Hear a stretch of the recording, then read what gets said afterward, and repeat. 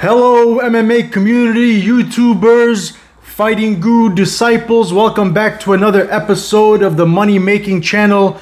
I should just rename it from MMA Parlay King to the Money Making Channel because even my free picks are on fire. Week before was like 2-0. This week or last week for the UFC event, I gave 4 picks, which was a surprise. I usually don't give that many picks. It was very rare.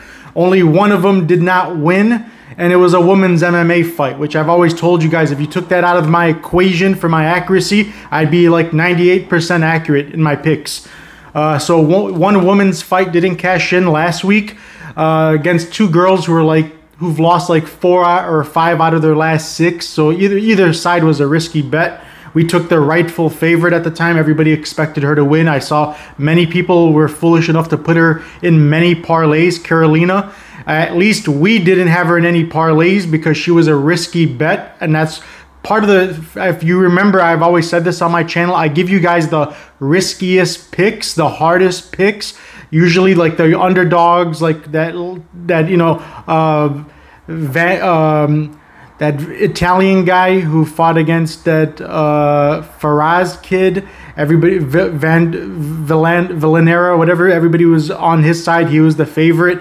So I gave you guys I give you guys a lot of underdog picks and or close fights. Even the one that I gave you, who was a big favorite, I knew was a risky fight. I gave in my hidden parlay, which 2 videos ago cashed in.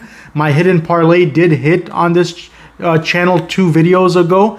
It had Rafael Fiziev, who, even though he was a big favorite, I knew that the volume and durability could be an issue if, you know, this is a guy who wakes up in the later rounds, and if in the later rounds he made it look like a 10-8 round almost, which it did end up happening, it could have gone, especially with the judges, how they could be these judges lately. That's why I gave it to the channel. Although he looked to be like a big favorite, I knew it was a risky bet. He was not one of my tier 1 picks. Good thing is, if you're in the Patreon or if you're following my social media accounts, you see I gave 8 picks that were confident and high level. I do 3 tiers: safe, medium level risk, and high level risk. My 4 safe tier 1 picks all cashed in, and my 4 medium level risk bets, 3 out of 4 cashed in. So we went 7-1 in my confident plays. Only 1 wrong, and that's why we multiplied our money by 5 times last week. So great job. Even my biggest parlay hit. My 5-leg parlays cashed in at plus 400, and all my safe parlays, I gave 7 parlays that I said I was the most confident in. My 7 safest plus odd parlays, 100% of them cashed in. So very happy to see us. We made a killing. And today's segment is a special segment. I'm also going to give you guys a extra free play for outside MMA. So not only am I giving you a great value play for MMA this week on one of the Bellator fights that a guy should be a huge favorite, probably should be the biggest favorite on the card, and I'm giving you him as a free pick, and he's not even that big in the lines are much closer than they should be. So you'll be getting a very good value pick, in addition to one of my first and only times I've ever done this, and probably will be the last time. Like, for example, yesterday I gave a 5-star play in the MLB.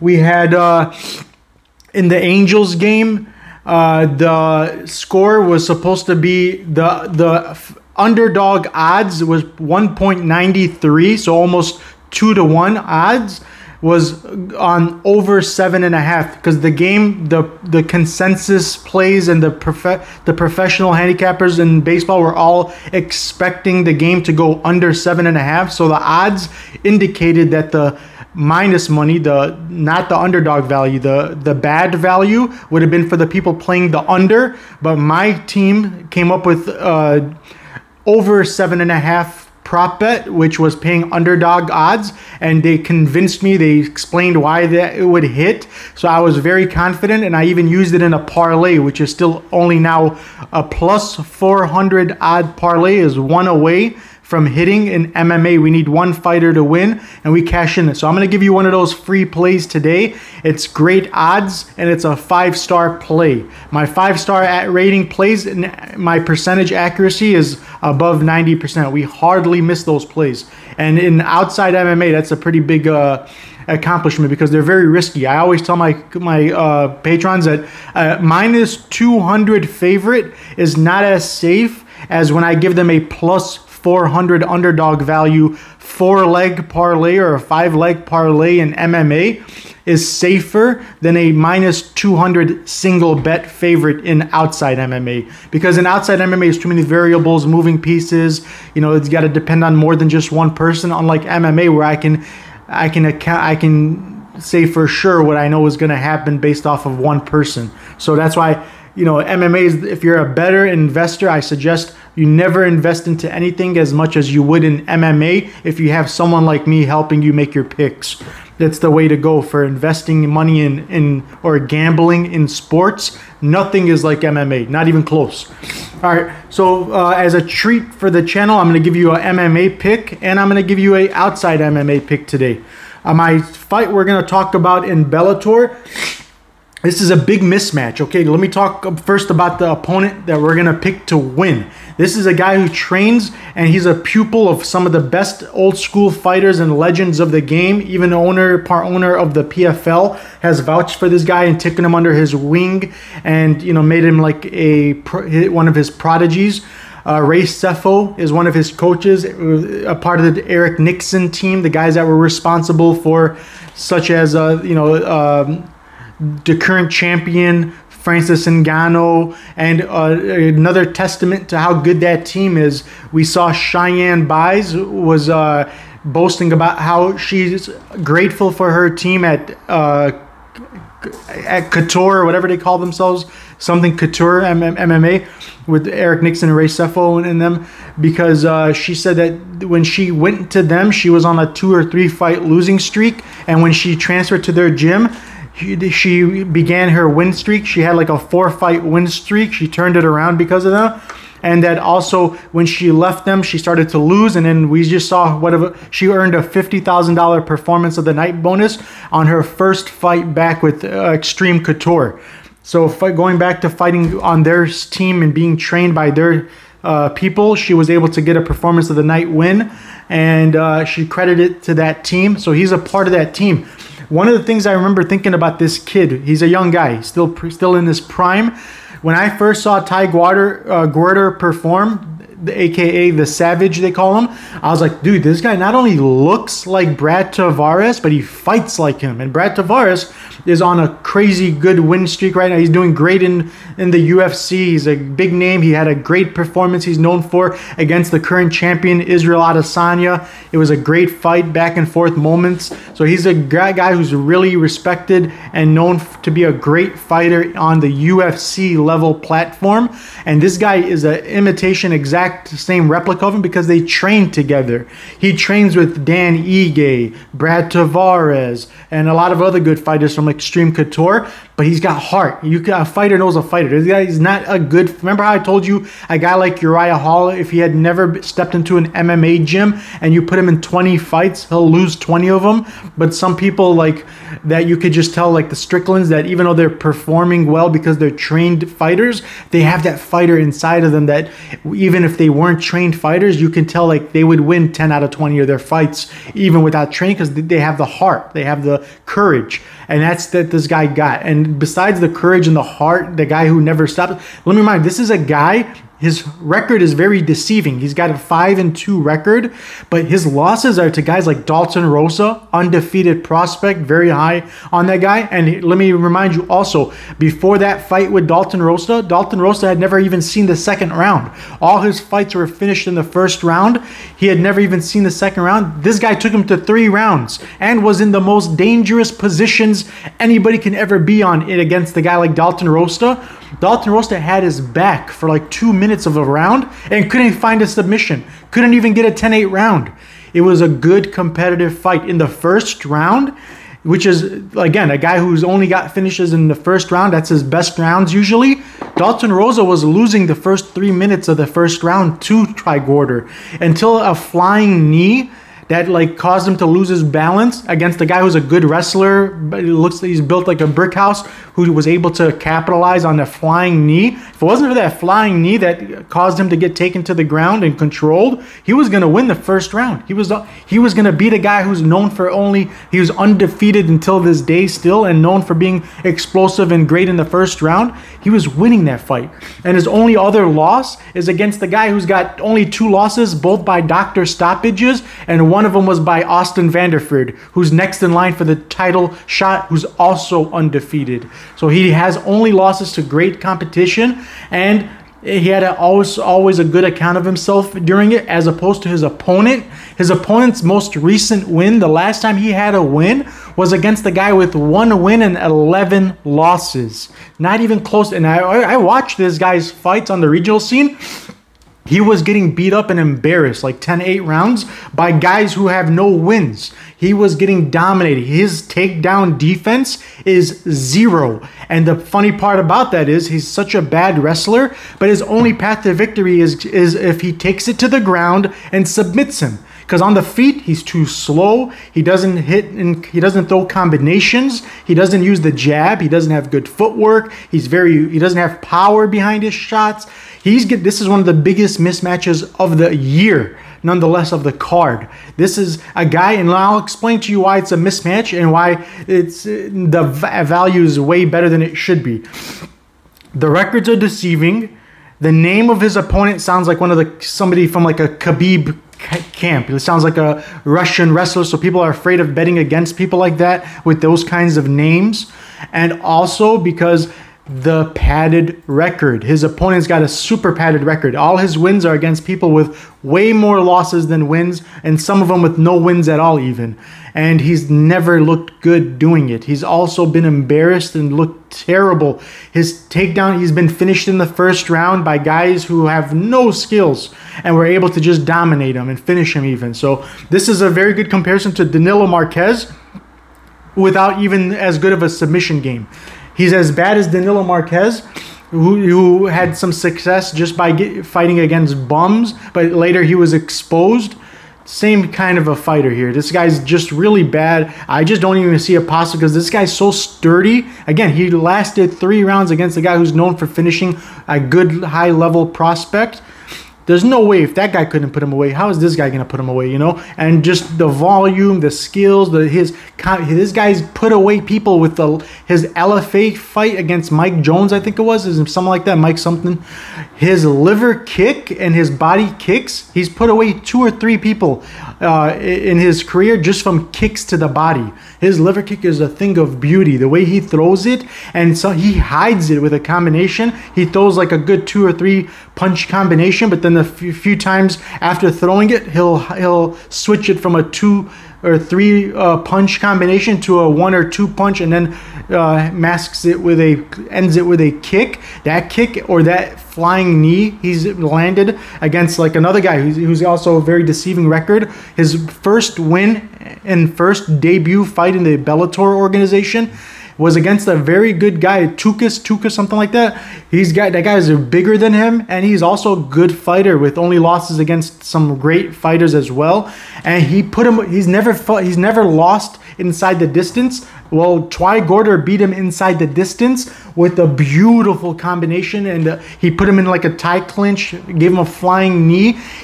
Another guy he finished by, like when this guy hits people and knocks them out, they go out like you've never seen. Like either their lights are taken out and they don't wake up for a long time, or they're like in excruciating pain even after the fight's over. They're still on the ground like covered up and balled up from how extremely hard they were hit. Dude's got mad power, great skills, great footwork, great side movement, back movement. His head's never in the center line. He's always going in angles back and forth, and he's great at counter striking while moving away. That's a great. He's like similar to Cyril Gain in the sense, like how his distant management is some of the best I've ever seen. Cyril Gain is known like to be able to manage distance control and range real well, but while still being dangerous. This guy's the same way. A lot of his finishes come from moving out of the way, or similar to like what we saw Stipe do against Verdum. While he was angling out, he just stepped back and boop. He just while he was moving back, was able to get a knockout. That's the type of skills this guy possesses. He's dangerous even while being defensive. You still have to be careful from his offense. He's got a crazy good punch, a left check hook, knocks people out with his hook, left check hook. I've seen him get knockouts, his kicks. His wrestling is really, really good. His cardio is great. Dude should be he should be a minus 800 favorite at least, especially against an opponent like this. What are the odds on Ty Gorder right now?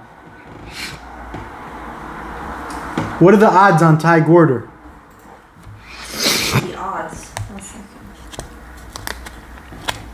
Remember, we do parlays. Like last Bellator event I gave you guys parlays for. 9 parlays. There was only one of them that was a 3-legger. The rest of the 8 were either 4-leggers or higher, and all of them were plus money. 8 out of 9 cashed in. The only one that did not cash in was because one of the 3-leggers, the only 3-legger was the one that didn't cash in. The rest of them that were bigger all cashed in, so we made a killing. And that one fight in the 3-legger that didn't cash in was a robbery. The guy should have won. I should have had 100% of my picks cashed in that day, but the guy got robbed. So one of the 3 fighters lost, but I knew it was a risky fight, so I only had him in 1 parlay, and it was a 3-legger. The rest of the parlays cash in. I am the Bellator king. There will never be a person in the world that ever gives you parlays the way I do my Bella. Last event, even in PFL, I gave you guys 2 underdogs that were both plus 190. Both of them coincidentally had odds of plus 190. One of them was a women's fight. Both of my underdogs for plus 190 cashed in, and I got 100% accuracy again on PFL. PFL events, I don't miss. I've never had more than 1 wrong in a PFL event. And same with Bellator. I've never had more than 1 wrong in a Bellator event. Last week it was only Pitbull.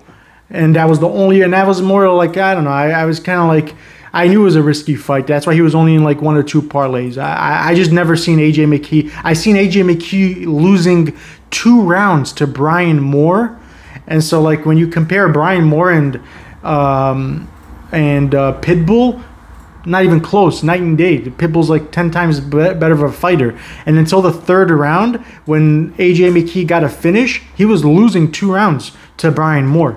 He had a terrible personality, and it wasn't long ago, so that was just one of the things that stuck with me. But Pitbull was mentally, it was like the Jose Aldo versus Conor McGregor fight. I think the build-up, the mystique, the aroma surrounding the young prospect just got too much. He didn't fight like himself. He didn't look like himself. He didn't do anything like he was supposed to do. The game, a guy with a 9-inch reach advantage, you're waiting on the outside for him to do something. He did the opposite game plan of what he was supposed to do, and it cost him 1 wrong. And it wasn't a tier 1 pick. My tier 1 picks cashed in at 100% rate, again, just like in UFC. But what was the odds for Ty Gorder? Minus 260. Minus 260. Not bad. I mean, even Cyril Gain was a bigger favorite than that. So, and we've seen, I got you plus money for Cyril Gain. So if I could do that, imagine what I'm going to do with Ty Gorder in my parlays. So that's a free pick, great value pick. It's one of the, the more sure winners of the card, one of the best value picks. And I don't mean best value as in best paying, but I mean the best bang, like as far as, like last time I gave you my best value pick and lock of the week was Brian Moore because he was minus 110. So even though he wasn't as sure of a winner to me as like the minus 1300 undefeated Nurmagomedov on that card, but to me, I was just as sure that he was going to win the fight. Maybe not as impressively, but at minus 110 compared to, which was pick'em odds. He was pretty much an underdog. That's why he was my lock of the week, and he won and looked like a minus 500 favorite. Not a minus 1300, but he still was a good enough sure winner that the value made him a better lock and value play than a Usman for example. So same thing with this card. There are probably better fighters on the card, you know, and there are probably easier fights. But for the value, a guy who should be a way bigger favorite, where I see him, where he should be lined, and where he is currently, is the reason why he's one of the best value picks. So you can do a lot with him. I'll turn that into plus 400 odds when my bet slips are out. As you'll see, he'll be in a lot of parlays. Like you notice when, like for example, when Robert Whittaker was an underdog against Jared Cannonier and I knew he should have been the favorite, or when Joseph Manez was an underdog plus 200 against Luke Sanders and I knew he should have been the favorite, I put them in 80% of our parlays. Out of 30 parlays, they were in like 20 of our parlays, and that's why all of them were plus money. And so I use, not just based off the odds and who should win, I use the value. Has a lot to do with how I align my bet slips. And that's why we make minimum of 3 to 5 times our money back, even on our worst events. And I only charge one small fee. There's no contract obligations. You can quit at any time. If you don't see profits after your first month, or if you don't see a gain after, I do money back guarantees. I can guarantee you in one event, if you're somebody who only bets like 300 to 500 a week, in one event I'm gonna make you back more than a whole year worth of memberships. So that's one event. We do 5 this month alone. We have 8 events MMA that I've seven are left now, or 8. It's about 7 or 8 events in 1 month, not including my plays like I'm gonna give you today in the video, and the ones that I gave yesterday, and so many. The White Sox 2 days ago I gave as a 5-star rating, who cashed in for us as well. So those plays also, they add up every day. I gave you outside MMA in addition to MMA. So it's definitely worth every penny you're paying. Okay, so this week I'm going to give you guys a 5-star rating freebie outside MMA pick for the loyal members of the channel, the people who always giving me the likes and leaving comments. This is my token of appreciation for you all, and so I'll give you guys a treat. Which one did I pick that I want? There's more than one 5-star play coming out today. Let me just let you, for those who are in the Patreon, the ultimate tier members who get outside MMA, you can rest assured there'll be plenty more of where these came from. I'm giving one freebie, but I'll be posting the rest of them for the members in the Patreon only. What is the one that I picked? Under, it was under, what is it, 4.5? Yeah. Okay, so the under, what was it again? Under 4.5. What was it? What the? Yeah, and which game did I pick? Huh? I don't know, because I have no idea what. All right. Colorado? Yeah, bring it to me. Is it? That's not my thing. It's okay. So I'll put these in videos every now and then, okay? So you can expect to see these more often. It's a new thing I'm trying. And congratulations to those who hit the parlay from the 2 videos ago. The one that from last video was almost, it was 1 away from cashing in. We only lost due to Carolina, so sorry for that. Women's MMA, anybody who knows in my betting tips, I always tell you guys, if you want better results, if I will not ever be a guy who says I'm not going to give you my picks. So I'll still give my picks, but I always advise against using women's MMA fights on parlays, which is why she was not on my bet slips, except for maybe a 2-leg parlay it cost us. But out of 30 parlays, 1 parlay that was a 2-legger that I had her in for a reason. And why guys like Cyril Gain, Miles Johns, Alonzo Menfield, they were in like 70% of the parlays. Okay, the freebie outside MMA 5-star rating play. Today's game at 7:10 p.m. Central Standard Time. In the MLB, we got the Colorado Rockies versus the Houston Astros. Starting pitcher for the Astros, I think, is Valdez. And for Colorado is Senzatala, if I'm not mistaken. Yeah, so anyways, the play is for the first half. So it's going to say on your bets sports books 1H. That means the first half, you're betting for under 5. They're giving us at the line at under 5 total runs. So that's a good odds. I think it's paying like 180, 170, something like that.